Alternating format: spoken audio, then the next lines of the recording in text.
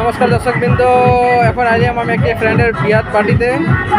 অনেক ভালো লাগছে দেখি বিয়াতে কী কী আসছে। এখন আমি ইউটিউব চ্যানেলের মাধ্যমে আমি আপনাদেরকে দেখাতে চাচ্ছি। অনেক ভালো লাগছে দেখে।